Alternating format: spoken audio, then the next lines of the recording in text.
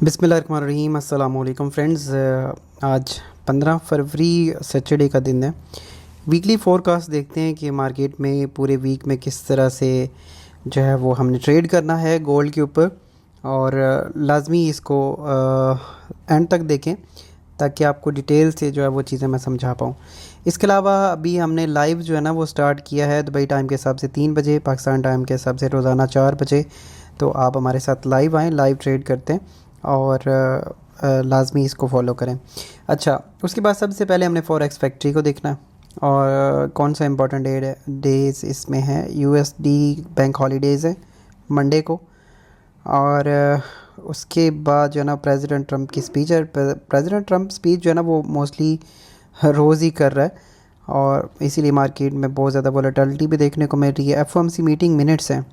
Unemployment claim है फिर Thursday को एज यूजुअल। और उसके बाद manufacturing PMI, fly services PMI Friday. कोई ख़ास ज़्यादा इंपॉर्टेंट डाटा इतना ज़्यादा नहीं है, लेकिन एफओएमसी मिनट्स के ऊपर हमने नज़र रखनी है। उसके बाद जो ट्रंप की स्पीचेस आएंगी और ये सर्विसेज पीएमआई, मैन्युफैक्चरिंग पीएमआई, ये पूरे वीक में एक डाटा है नॉर्मली, लेकिन कोई इतना हाई इम्पैक्ट डाटा ज़्यादा मार्केट में मौजूद नहीं है। तो इसलिए मार्केट ज़्यादातर जो है ना वो टेक्निकली मूव करने की जो है वो उसमें चीज़ें आएंगी। अब हम चलते हैं, सबसे पहले चार्ट को देखते हैं और चार्ट को एनालाइज करने की कोशिश करते हैं कि क्या क्या चीज़ें हुई हैं। और सबसे पहले मंथली चार्ट को देख लेते हैं। मंथली कैंडल स्टिल बुलिश है और अगर हम देखें तो 2818 से ऊपर जब तक मार्केट रहती है तो एक मंथली कैंडल जो है ना वो फिर भी मंथ एंड के ऊपर भी उसमें बुलिश मोमेंटम रहने के चांसेस रहते हैं, क्योंकि मंथली क्लोजिंग जो है वो स्टिल अभी जो है वो उसमें बुलिश में चल रही है और इसने अपना जो लास्ट हाई है उसके ऊपर ट्रेड कर रही है। और ये अगर आप देखो तो एक बड़ा एक रेंज जो है ना वो भी ब्रेक हुआ था 250 के ऊपर। तो ये जब तक मार्केट इसको सस्टेन किए हुए है बुलिश साइड पे इसका मोमेंटम है मंथली बेसिस पे। आगे हम वीकली में अगर चलें तो एक स्ट्रॉन्ग बुलिश मोमेंटम मौजूद है। कोई भी अभी तक बीरिश कैंडल मार्केट में आपने नहीं देखी। और अगर हम इसको ड्रॉ करेंगे तो हम इसका फेब लेवल यहाँ से मार्क करेंगे और यहाँ तक लेके जाएंगे कि हम कितना रिट्रेसमेंट ले सकते हैं। डिटेल से अभी हम इसको समझते हैं और चैनल को लाजमी सब्सक्राइब कर लें और बेल आइकन को प्रेस करें ताकि आप वीडियो जो है ना वो देख सकें। अगर हम इसके हिसाब से देखें तो मैं यहाँ पे एक लाइन ड्रा कर लेता हूँ मंथली के हिसाब से। और हम यहाँ पे लेते हैं ये एक लाइन और ये इसका हाई है। इस हाई के ऊपर जो है ना वो मार्केट में इस एरिया को टेस्ट करने के लिए मार्केट आ सकती है, जो कि बनता है 2790 का प्राइस। 2790 एक स्ट्रॉन्ग सपोर्ट जो है वो प्रोवाइड करेगी और उससे नीचे फिर 2750 वाला एरिया है। लेकिन उसके अगर आप बिहाइंड देखें तो बहुत ज़्यादा ऐसे लेवल्स आते हैं मार्केट के अंदर जो कि हमने देखने हैं और फॉलो करने हैं। सबसे पहले हम H1 में मैं आपको कुछ इंपॉर्टेंट लेवल्स बता देता हूँ कि किस तरह की सिचुएशन है। अच्छा, H1 में अगर हम देखें तो ये एक ऐसा जोन है जहाँ पे मार्केट ने एक रेजिस्टेंस शो करवाई है। और अगर आप देखोगे तो ये पूरा ऐसा जोन था एक जहाँ से बहुत ज़्यादा प्रेशर में मार्केट ने अपनी सेलिंग दिखाई है। और अगर आप इसको देखो तो ये एक पैटर्न भी बन रहा है जो कि डबल टॉप का पैटर्न है और यहाँ पे इसको एम पैटर्न भी, डबल टॉप पैटर्न भी कहा जा सकता है। ये इसकी नेक लाइन है और इसी के ऊपर मार्केट आके खड़ी हुई है। अगर हम इसको H4 में कन्वर्ट करेंगे तो H4 में आपको ये चीज़ एक बिल्कुल वाज़ेह नज़र आ रही है।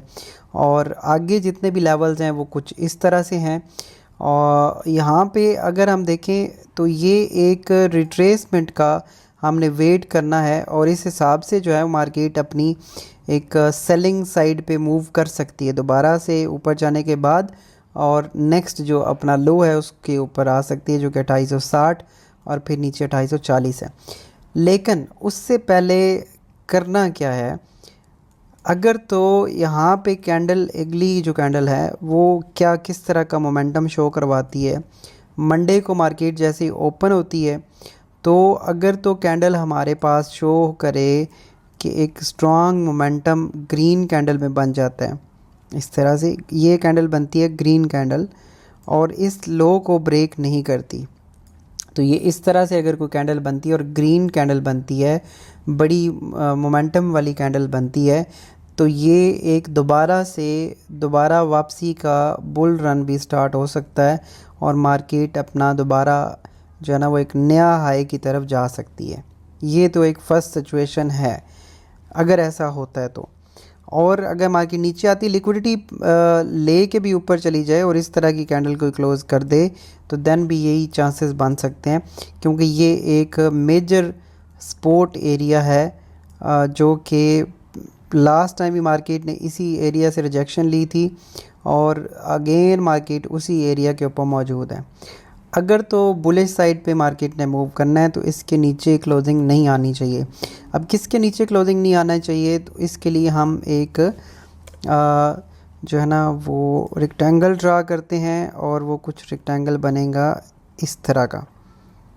ये इसके नीचे क्लोजिंग नहीं आनी चाहिए और इसी जगह से अगर मार्केट ऊपर से स्टेन करती है तो देन ये बुलिश कन्वर्ट हो सकती है और रिट्रेसमेंट भी यहाँ पे जो है ना वो उसके चांसेस हैं। अगर मार्केट ने गिरना भी है तो रिट्रेसमेंट ले सकती है 2907.10 के पास, वो भी मैं अभी आपको एग्जैक्टली अमाउंट वो बताता हूँ प्राइस।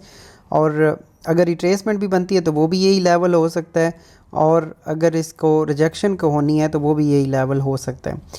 और इसमें अगर हम फेब लेवल निकालें यहाँ पे, अगर हमने रिट्रेसमेंट देखनी है तो रिट्रेसमेंट के लिए हमारे पास जो लेवल बन रहा है वो 2907 से लेकर 2914 के दरमियान जो ना वो एक बेस्ट प्राइस है, जहाँ पे हम अगर हमने सेलिंग भी करनी है तो वो इस प्राइस पे कर सकते हैं। ये ठीक है। ये हमारे जो रेड एरियाज़ हैं उसको मैं थोड़ा कर देता हूँ, रेड कर देता हूँ ताकि हमें पता चले कि इससे हमने सेलिंग करनी है और यहाँ से हमने जो है ना वो बाय करना है। ये ब्लू जो हमारे पास एरियाज़ आ रहे हैं ये बाइंग एरियाज़ हैं। ठीक है, फ़िलहाल जो करंट सिचुएशन है वो तो कुछ ऐसे है। और H1 में अब इसको हम कन्वर्ट करते हैं। H1 में अगर आप देखोगे तो ये बिल्कुल एग्जैक्ट वही एरिया है जो कि मार्केट ने इस जगह पे लास्ट टाइम भी परफॉर्म किया था, आप देख सकते हो। ये तो अगर तो ऐसे होता है कि यहाँ पे अभी इसने एक रिजेक्शन यहाँ पे शो भी करवाई है, अगली कैंडल थोड़ी सी बड़ी बनती है तो ये ऊपर इस एरिया का वेट करना है। अगर ये एरिया होल्ड होता है और यहाँ से मार्केट गिरती है तो दोबारा ये अपने इस लो की तरफ आ सकती है। ये पहला हमारा टारगेट हो सकता है।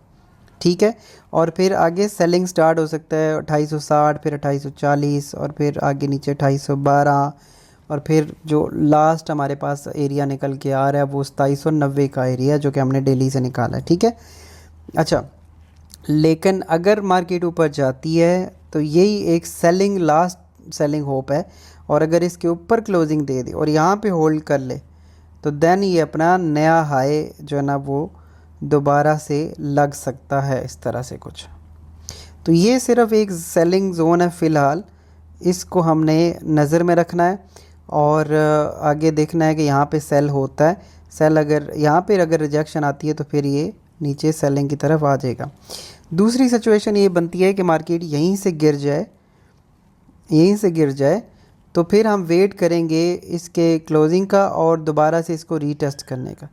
दोबारा जब मार्केट इस एरिया को रीटेस्ट करने आएगी तो अगेन फिर सेलिंग करेंगे यहाँ तक एंड देन फिर नीचे आगे जिस तरह से भी परफॉर्म होगा वो मैं अपने लाइव सेशन डेली के अंदर भी आपको अपडेट करता रहूँगा। और आप हमारे व्हाट्सअप जो ग्रुप है उसको भी ज्वाइन कर सकते हैं, इस वीडियो के डिस्क्रिप्शन में मौजूद है और साथ इसके जो पिन कमेंट है उसके अंदर भी मौजूद है। आप लाजमी व्हाट्सअप ग्रुप को ज्वाइन करें। अच्छा, उसके बाद क्या है जी कि अगर तो यहाँ से डायरेक्टली गिर जाता है तो फिर भी सेलिंग है और अगर ऊपर जाता है और इस जगह पर रिजेक्शन आती है तो भी सेलिंग है। ये दो सेलिंग पॉइंट्स हैं। और अदरवाइज़ फिर अगर ये नीचे गिर जाता है, इस लेवल से नीचे आ जाता है तो फिर आगे फिर सेलिंग जो है ना वो और भी स्टार्ट हो सकती है।